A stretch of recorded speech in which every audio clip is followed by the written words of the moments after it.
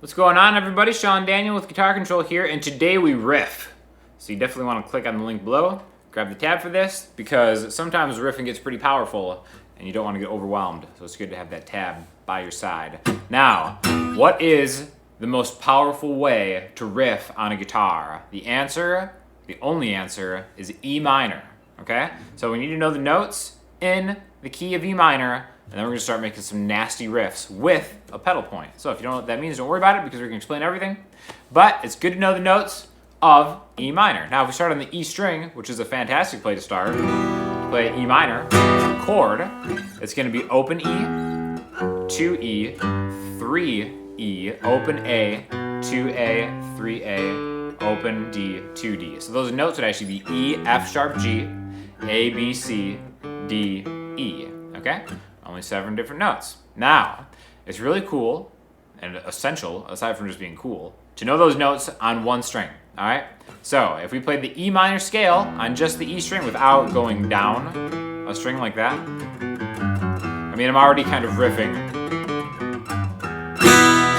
just by playing that scale. So, learning them on one string is important. E, F sharp, G, A, B, C, D, E, okay? Memorize this. Forward and backward. And then always end with the E minor chord like that. A great way to remember this is just the dots on your inlays will really help until you get to the 9th fret. Skip this one right here. That's C sharp. Don't need it. See ya. Open, 2, 3, 5, 7, 8, 10, 12, okay? So now we can start combining these in different ways and always kind of coming back to an E. So maybe if we want to go,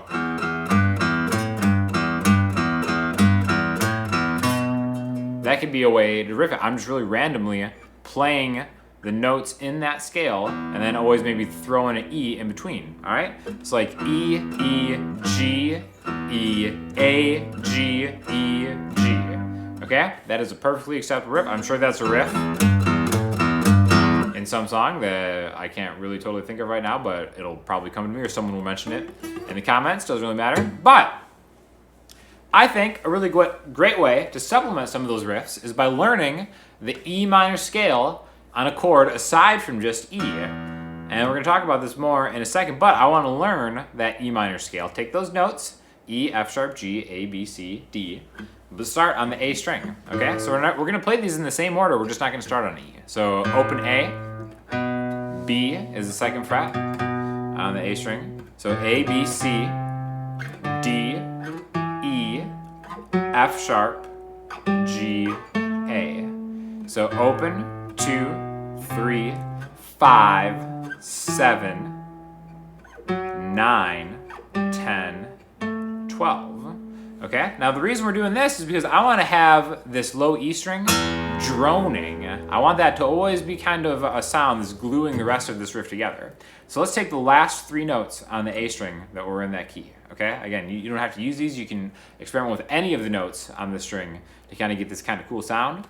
That's why it's good to have that tab available until you actually have it fully memorized. But if we take the F sharp, the 9th fret on the A string, the G, and then the A, right? 9, 10, 12, and start throwing an E in between them. It's like, okay, maybe we've got something that you might find interesting, okay?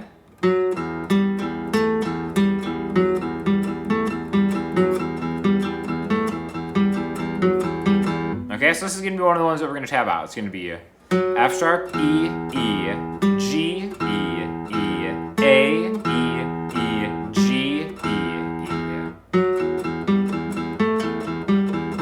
Okay, so it's kind of a symmetrical. It's like a note, 2 E's, 2 E's. And then after we do, so it's kind of like a 4 of them right there. We're just going to grab the 9th fret on the A string and the 10th fret on the A string and just do singles, right? So 1, 2, 3, 1, 2, 3, 1, 2, 3, 1, 2, 3, 1, 2, 1, 2.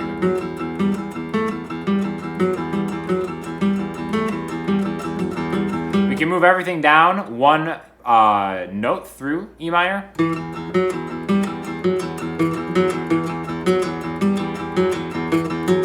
Now it's just 7 E, E, 9 E, E, 10 E, 7, 9. Okay? All I'm doing is I just came up with a pattern, and now I'm just applying that pattern to different notes in the E minor scale, albeit on the A string, so I can always jump back to that low E string to just kind of finish rocking it out, right? So we've got maybe twice.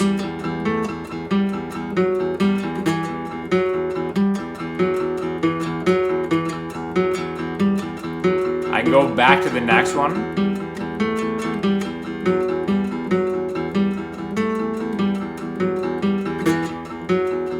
I get to go back even one further. 5.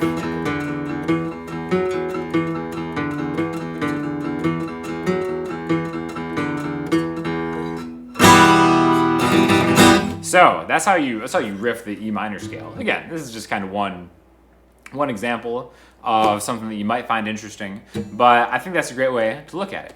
So again, let's go through all the notes in that E scale, right? But on 2 different strings. So the E string is open, 2, 3, 5, 7, 8, 10, 12. The A string is open, 2, 3, 5, 7, 9, 10, 12. So you can kind of see a lot of similarities between the two, right? So, you know, it's really just valuable to practice across the strings as it is up and down the strings. And that kind of just brings a bigger point home of like knowing where your scales are, knowing where your intervals are, how to add them to any different type of chord, and maybe even like learning like another chord voicing. Let's throw an A string rooted chord voicing of E minor in there, which would be this one right here. 7th fret on the A string, 9th fret on the D string, 9th fret on the G string, and the 8th fret on the B string, right? So we can jump from this E minor to this E minor, and then add any of those notes in between. So one thing we can do is maybe walk this E minor to this E minor, but use the notes in between, right? So another thing that'll be on the tab is just E minor, chord voicing, open, 2, 3, 5, 7, down a string.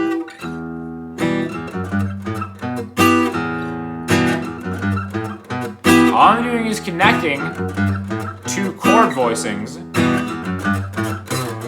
and then maybe kind of doing some kind of slide acrobatics, and then always kind of coming back home to E minor. And really all that is just looking at how the E minor scale. I'm not using really a lot of creativity here.